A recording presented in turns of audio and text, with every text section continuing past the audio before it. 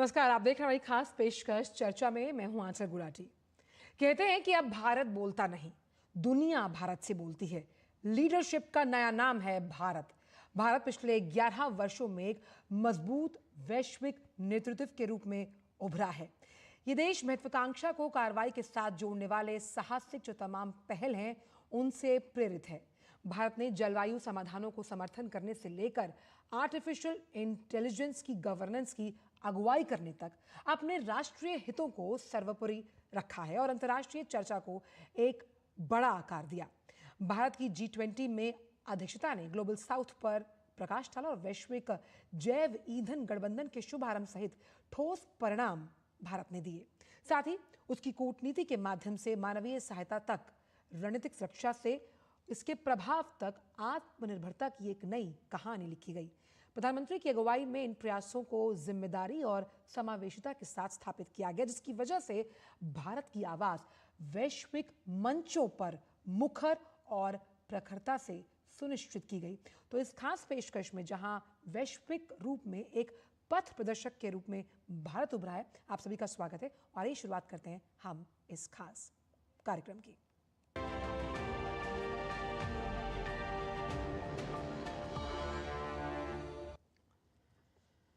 तो पिछले 11 वर्षों में भारत की यात्रा आत्मविश्वास से भरी हुई है। वैश्विक शक्ति के रूप में इसके परिवर्तन को दर्शाती है, जो कि पॉजिटिव है। G20 की जो अध्यक्षता थी, अगर हम उसको लेकर चलें और पहुंचे अंतर्राष्ट्रीय सौर गठबंधन तक, और साथ ही जो तमाम रणनीतिक पहलें की गई जिसमें हमारा उद्देश्य और व्यवहारिकता साफ तौर पर नजर आती है।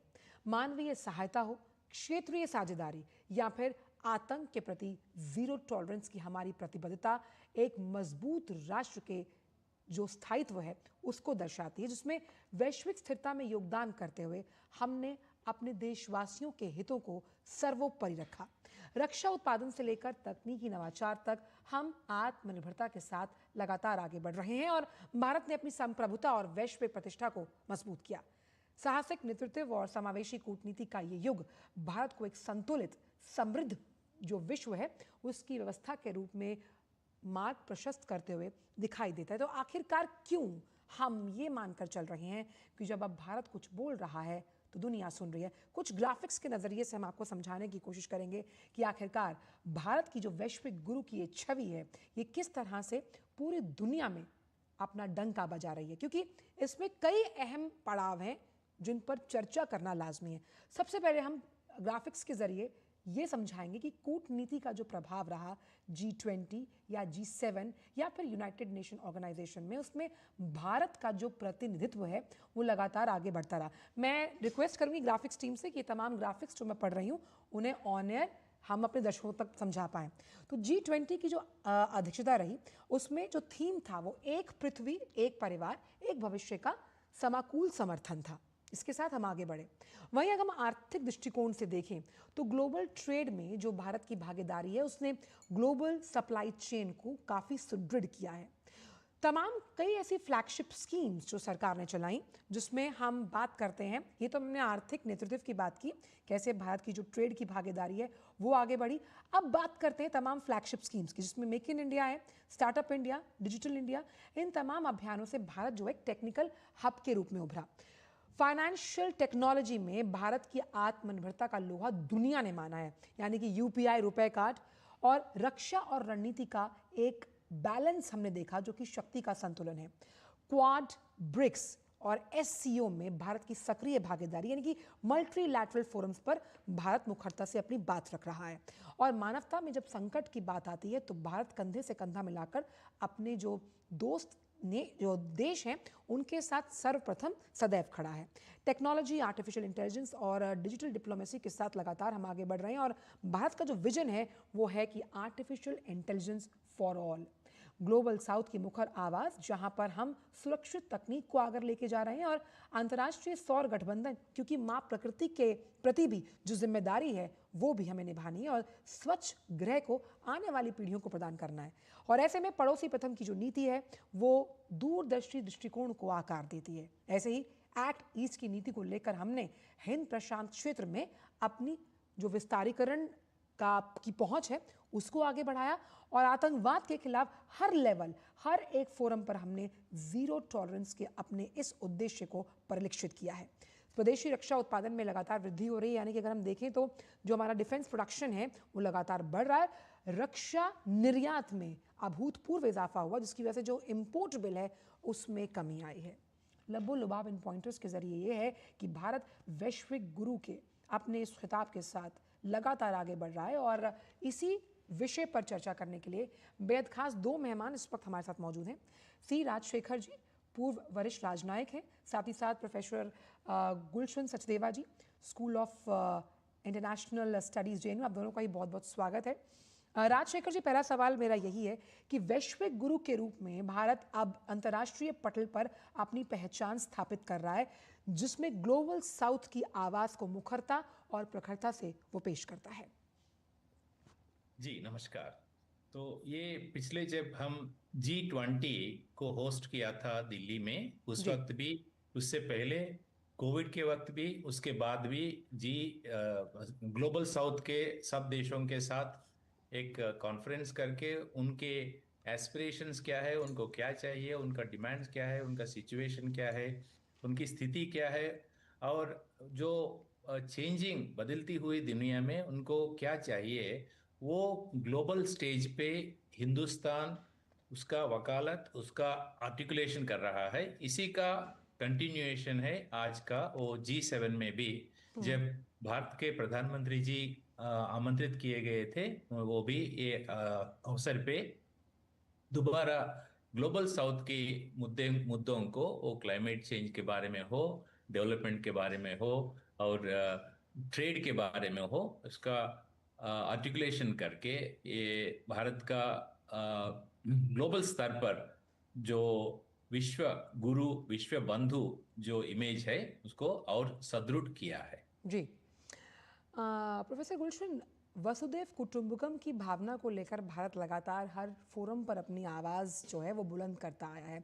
ऐसे में टेक्नोलॉजी ट्रांसफ़र को लेकर जो वो हिचक थी, जो बड़े सशक्त देश थे, उनकी खाई को पाटने में भी भारत ने एक अहम भूमिका निभाई है, क्योंकि तकनीक जो है वो सभी के लिए समावेशित तरीके से मौजूद होनी चाहिए। जी आपने बहुत सारे बिंदुओं को छुआ और उसका नतीजा ये निकाला कि जब भारत बोलता है तो दुनिया सुनती है। उसका मुझे लगता है ये बहुत सारी बातें जो आपने कही अलग अलग बिंदुओं पे, उसका एक फ्रेमवर्क है जिसके तहत मुझे लगता है कि भारत की जो छवि है पूरी दुनिया में बढ़ रही है और क्यों भारत की बात को दुनिया सुनना चाहती है। उसमें सबसे बड़ी चीज़ है कि भारत हमेशा से एक बहुत बड़ा देश था। बहुत पहले से ही हम आज़ादी के बाद से भी पहले जब हम पूरे लोकतांत्रिक देश रहे हैं। लेकिन ऐसा अभी पिछले कुछ सालों में क्या हुआ है कि भारत की आवाज़ को दुनिया सुनना चाहती है। मुझे लगता है कि एक सबसे बड़ा उसका कारण है कि जिस तरह से हमारी आर्थिक स्थिति जो है भारत की, वो मजबूत हुई है। सिर्फ मजबूत ही नहीं हुई है, उसको अगर हम देखें उसमें थोड़े उतराव चढ़ाव पिछले सब आते रहे होंगे, लेकिन अगर पिछले 20-25 साल की पूरी हम हिस्ट्री देखते हैं तो 6 से 7% के करीब जो भारत की जो वृद्धि दर है हमारी अर्थव्यवस्था की, वो लगातार वो बढ़ती रही है। और जी वो आने वाले सालों में सभी विशेषज्ञ इस बात को मानते हैं कि आने वाले 20-15 साल के अंदर भी भारत की अर्थव्यवस्था बहुत तेजी से बढ़ेगी। जितने भी आप मूल्यांकन, जितने भी आप एनालिसिस आप पढ़ लीजिए, जी सभी ये कह रहे हैं कि इवन G20 की जो सारी बड़ी अर्थव्यवस्थाएं हैं, उसमें सबसे तेजी से उभरने वाली अर्थव्यवस्था भारत की है। जी तो राज जी क्योंकि भारत की जो हमारी आर्थिक स्थिति मजबूत है, जो हमारी अर्थव्यवस्था है, वो चौथी बड़ी अर्थव्यवस्था पूरी दुनिया की बन गई है और कुछ सालों में शायद वो तीसरी अर्थव्यवस्था भी बन जाएगी। तो उसका एक बहुत बड़ा एक स्ट्रेटेजिक कॉन्सिक्वेंसेस होता है जिसको हम राजनीतिक परिणाम जिसका हम कहते हैं। उसका कारण अब ये है कि अब करीब 40 से ज़्यादा देशों के साथ, जो बड़े देश हैं, सारे महत्वपूर्ण देश हैं, उन सब देशों के साथ हमारी सामरिक साझेदारी है। जी। चाहे वो अमेरिका के साथ हो, यूरोप के देश हो, जापान हो, या जो दूसरे ग्लोबल साउथ के देश हो, सभी के साथ हमारी सामरिक साझेदारी है। सबके साथ हम मिलके काम कर रहे हैं। और अगर हमने ये भी देखा है कि बहुत सारे देशों के साथ जी। हमने व्यापार, मुक्त व्यापार संबंध जो है बनाए हैं। हम्म। कम से कम 15-16 एग्रीमेंट जो भारत ने ऑलरेडी साइन कर लिए हैं। और दो तीन और बड़े, अभी जैसे भारत और यूके के बीच में हमने एग्रीमेंट जी। साइन किया है, और उसके बाद भारत और यूरोपीय संघ के बीच में बातचीत चल रही है, और देशों के साथ बातचीत चल रही है। हम्म। तो वो उसका कारण ये है क्योंकि एक बहुत बड़ी मंडी है, और उनको लगता है बाहर के निवेश में कि अगर वहाँ भारत के साथ वो कोई समझौता करते हैं, व्यापार का समझौता जी। करते हैं, तो उनको भी वहाँ पे उसका फायदा उनको मिलेगा। जी। तो उसका कॉन्सिक्वेंसेस ये है कि हमारे ट्रेड एग्रीमेंट बहुत देशों के साथ हुए हैं। और तीसरी बात जो आपने बहुत बड़ी बात की, कि अब क्योंकि भारत सिर्फ जो विकसित देश हैं, पश्चिम के देश हैं, उन्हीं के साथ ही बातचीत नहीं कर रहा है, बल्कि जो हमारे पुराना जिनके साथ संबंध रहा है, हम्म। जो गुटनिरपेक्ष आंदोलन के टाइम से लेके जो तीसरी दुनिया के देश हैं, गरीब देश हैं, या गरीब नहीं भी, आजकल तो ग्लोबल साउथ की जो बात करते हैं, बहुत बड़े बड़े देश उसके अंदर भी हैं। तो उनके साथ हमने अपनी साझेदारी बनाई है। हम्म। और जैसा आपने बोला, वॉइस ऑफ ग्लोबल साउथ, जो तीसरी दुनिया के जो ग्लोबल जी। साउथ के देश हैं, उनकी एक आवाज़ बन के, हम्म। जैसे अभी भी G7 के जब मीटिंग जब हुई, उसमें हमारे प्रधानमंत्री जब गए, तो उन्होंने एक सबसे बड़ी बात अपने भाषण में भी कही, और जब उन्होंने ट्वीट भी किया था, यही कहा था कि इस जो मैं मंच पे जा रहा हूँ, वहाँ पे मैं भारत की बात तो कहेंगे, लेकिन भारत के साथ साथ जो ग्लोबल साउथ की आवाज भी बन जी। के जो है, भारत वहां पे गया। और जैसे G20 का जिक्र कर रहे थे, G20 में भी आपने देखा होगा कि हमने जो, जैसे ही हमने G20 की प्रेसिडेंसी हमारी आई, जी। उसी टाइम हमने voice of global south summit सबसे पहले किया, कि वो देश ग्लोबल साउथ हम्म। के जिनकी आवाज G20 में नहीं है, उन लोगों को भी पहले बुलाया गया, उनके साथ भी बातचीत की गई, और उनकी आवाज, उनको भी एक मंच दिया गया। और जब भारत की प्रेसिडेंसी का अंत हुआ, उससे हम्म। पहले अफ्रीकन यूनियन को भी यूनियन को। उसके जी। अंदर लेके आए। बिल्कुल, और तो आपने इस तरह से बहुत जो अहम बात भारत की आपने कही, अर्थव्यवस्था है जी। क्योंकि भारत को, राजशेखर जी, अगर इसे हम पॉइंट को आगे आगे लेकर जाएं कि भारत को एक फैसिलिटेटर और प्रॉब्लम सॉल्वर के तौर पर भी देखा जाता है, यानी कि वैश्विक पटल पर कुछ समाधान हेतु भारत जो समाधान देता है वो विश्व सुनता है। चाहे हम उसमें बात करते हैं जो कॉन्सेप्ट लाइफ दिया गया, या फिर हम बात करते हैं इंटरनेशनल सोलर अलायंस में जिस तरह से भारत की सक्रिय भूमिका है। ये जो पोजीशन है भारत की, ये आने वाले दशक में आप कितनी और स्ट्रांग होते हुए देखते हैं? तो आने वाले समय में जैसा भारत का इकोनॉमिक सिचुएशन सुदृढ़ होता है, ऑलरेडी हम तीसरा सबसे ज़्यादा जापान को भी आगे, चौथा बन गए हैं, जापान से भी आगे बढ़े हैं। और जैसा दुनिया के सब देशों को साथ लेके उनकी आवाज़ भी दुनिया ग्लोबल स्टेज पे सुना के, और सबके साथ जो काम कर रहे हैं, जो ट्रेड और इन्वेस्टमेंट के रिश्ते सुदृढ़ कर रहे हैं, इससे आने वाले दिनों में हिंदुस्तान के कंस्ट्रक्टिव रोल से और भी लोग और भी देश जी। हिंदुस्तान की तरफ देखेंगे। इस सिलसिले में प्रधानमंत्री जी का सोच एक मैं आपके साथ में शेयर करना चाहता हूं। जब पहली बार प्रधानमंत्री जी बन के 2015 के फरवरी, जो अम्बेसडर्स राजदूतों का जो कॉन्फ्रेंस था, उसमें प्रधानमंत्री जी ये सब राजदूतों को बोला कि दूर से दूर और छोटे से छोटे देशों को भी से भी एक शिकायत नहीं आना है कि हिंदुस्तान हमें पूछा नहीं है। ने सबको साथ ले ले जाने का, जैसा जो उनका नारा रहा है, सबके साथ सबका विकास। सो फॉरेन पॉलिसी में भी यही इम्प्लीमेंट करने का उनका सोच। प्रोफेसर गुलशन, जो बात कही राजशेखर जी ने, अगर हम इसे उस तरह से समझें कि पहले चाहे कोई देश छोटा है या उसके पास सीमित संसाधन है या अगर वो किसी मुश्किल में है, भारत ने मित्र के रूप में हमेशा अपनी मौजूदगी को सुनिश्चित किया है। कोविड के दौरान हमने देखा जिस तरह से ऑपरेशन मैत्री चलाया गया, कई देशों को कोविड की वैक्सीन हमने प्रोवाइड की। इस वैश्विक मैत्री को खास तौर पर उन देशों के लिए जहां ज़रूरत ज़्यादा है, और भारत ने अपनी जो उपलब्धता है, अपनी दोस्ती है, वो लगातार सुनिश्चित की है। जी, बिल्कुल आपने सही कहा। भारत भले ही एक अभी भी गरीब देश है अगर हम देखें, क्योंकि हमारी पर कैपिटा इनकम अभी भी काफ़ी कम है। लेकिन उसके बावजूद भी हमने इतने, जैसे आपने वैक्सीन मैत्री की बात की, तो कम से कम 100 देशों के करीब हमने वहाँ पे लोगों को, वहाँ के जो नागरिक हैं, उनको जहाँ तक हमसे हो सका हमने उन लोगों की मदद की। और उसके बाद हमारा जो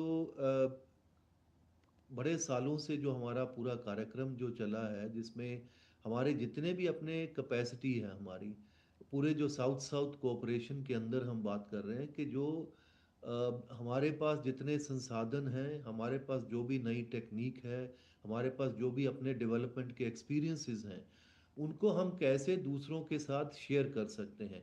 एक तो, और यही बात मुझे लगता है प्रधानमंत्री ने बड़े मंचों पे जाके ये कही है कि एक तो जो ग्लोबल साउथ के जो देश हैं उनके साथ हिस्टोरिकल इनजस्टिस जो हुआ है पहले, तो उसके प्रति जो एक रिस्पॉन्सिबिलिटी है वो पश्चिम के देशों की है, जो नॉर्थ के देशों की है, वो उनकी अपनी रिस्पॉन्सिबिलिटी बनती है। लेकिन हम भी, हमारी जो अपनी रिस्पॉन्सिबिलिटी है, भले ही हमारे पास खुद अपनी दिक्कतें हैं, उसके बावजूद आप देखें कि हमने अपने नेबरहुड में, साउथ एशिया में, सेंट्रल एशिया में, अफ्रीका के देशों के अंदर लाइंस ऑफ क्रेडिट हमारे जो प्रोग्राम है, जितना हमारा टेक्नोलॉजी ट्रांसफ़र जो हम उसमें कर सकते हैं, हम उसमें बिल्कुल कर रहे हैं।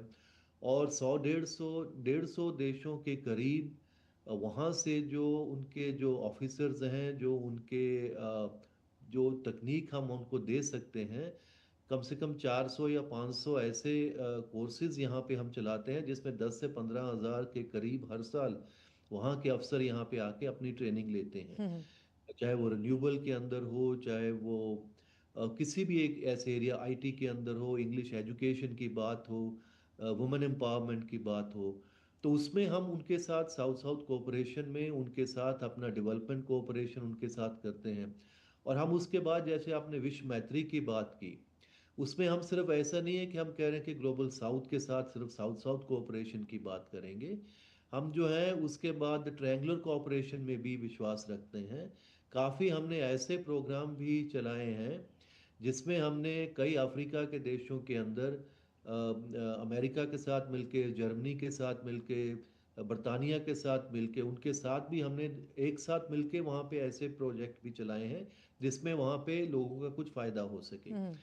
तो हमारी अपनी जो, जब भारत की अर्थव्यवस्था पहले से बढ़ी है, हमारी कैपेसिटी पहले से इम्प्रूव हुई है, कुछ एरियाज जैसे डिजिटल पब्लिक इंफ्रास्ट्रक्चर है, कुछ एरियाज जैसे एग्रीकल्चर के अंदर हम टेक्निक्स नहीं लेके आ रहे हैं, जैसा हमारे हेल्थ के अंदर पूरा कोविन का प्लेटफॉर्म हमने बनाया, तो पूरा जो हम भारत का जो पूरा डिजिटल स्टैक जिसको हम कहते हैं कि आइडेंटिटी को हमने फाइनेंशियल इंक्लूजन के जी, साथ, उसको आपने संजय एग्रीकल्चर साहब के बहुत साथ, इम्पोर्टेंट पॉइंट उठाया है। तो उन सबको भी हम सारी टेक्नोलॉजी बिल्कुल। जो है वो पूरी शेयर करने की जी, पूरी उसमें कोशिश कर रहे हैं। राजशेखर जी, क्योंकि यहाँ पर डिजिटल पेमेंट इंफ्रास्ट्रक्चर की हम बात करें, इसमें यूपीआई की अगर हम बात करें, रुपए कार्ड, जो यूपीआई का सिस्टम है, वो कई देशों के लिए मॉडल स्थापित किया गया और कई देशों ने उससे कहीं ना कहीं बहुत मदद ली है।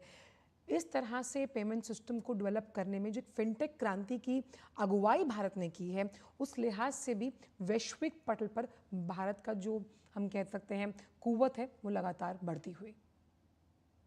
जी, जैसा प्रोफेसर साहब ने समझाया है, हमारे पास वो जो डेवलपमेंट पार्टनरशिप जो करते हैं हम, जो हमारे डेवलपमेंटल जो तजुर्बा है, वो मित्र देशों के साथ हम शेयर करते हैं। जो उनको जो एरिया में, उनको जो फील्ड में चाहिए, उनको हम शेयर करते हैं। तो इसमें शुरू से देश, डेवलपिंग देश हमसे मांगते थे, एग्रीकल्चर में मदद चाहिए और आईटी में मदद चाहिए, मगर अभी ये कुछ सालों से ये जो डिजिटल पब्लिक इंफ्रास्ट्रक्चर जो हिंदुस्तान ने डेवलप किया है, उसके बारे में काफी कई सारे देश हमें मांग रहे हैं कि आपके जो तजुर्बा है हमें आप समझाइएगा, हम इसको फॉलो करना चाहते हैं। सो इंटरेस्टिंगली ये खाली ये डेवलपिंग देश ही नहीं है, आजकल तो डेवलप्ड देशों में भी ये डिमांड आ रहा है, क्योंकि उनके पास जो डेवलपमेंट हुआ था डिजिटल पब्लिक इंफ्रास्ट्रक्चर का, वो मॉडल अलग है। वो मॉडल सार्वजनिक नहीं है, सबको एक्सेस नहीं देते हैं, क्योंकि कोई कंपनी डेवलप करता है तो उससे वो प्रॉफिट लेना चाहता है। तो जो हिंदुस्तान ने डेवलप किया है, जो आधार हो, तो डिजिटल जो यूपीआई हो, ये सार्वजनिक बनाने के लिए जो पब्लिक इंफ्रास्ट्रक्चर है, ये बहुत ही अच्छा मॉडल है। ये इससे भारत का प्रतिष्ठा और इमेज भी काफी बढ़ा है।